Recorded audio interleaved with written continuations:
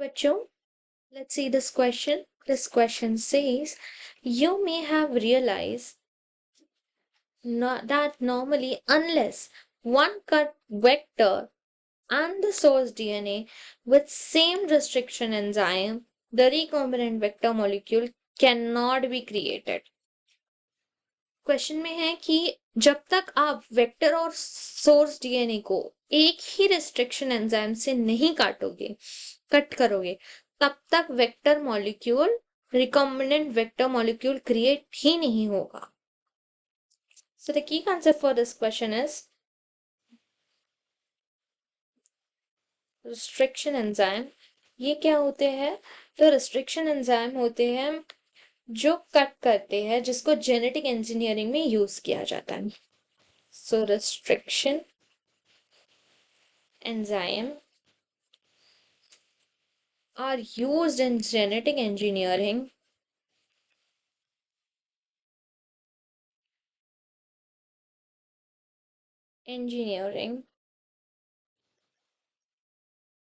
to form recombinant molecule.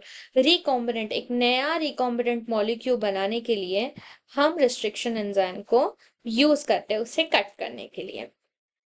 recombinant DNA. So यहाँ पे जो source DNA होता है और एक vector DNA होता है. वन इज सोर्स डीएनए और एक vector DNA. So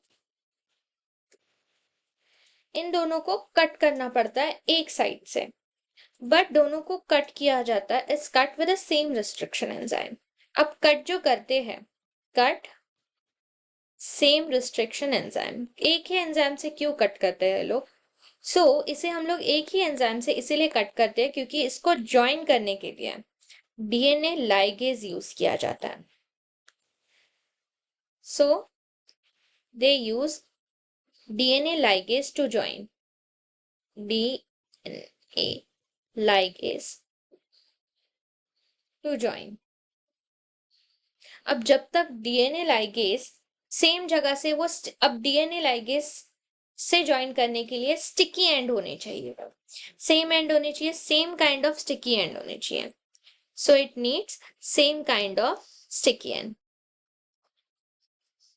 need same kind of sticky end.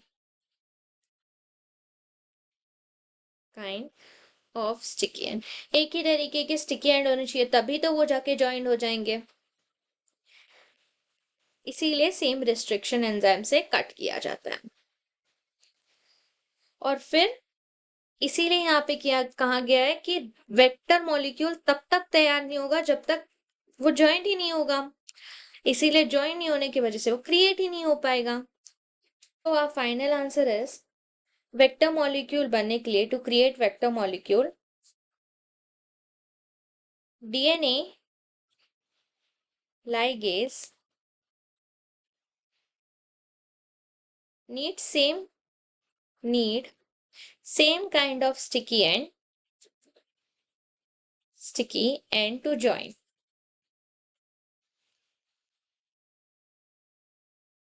You understand it well? Best of luck.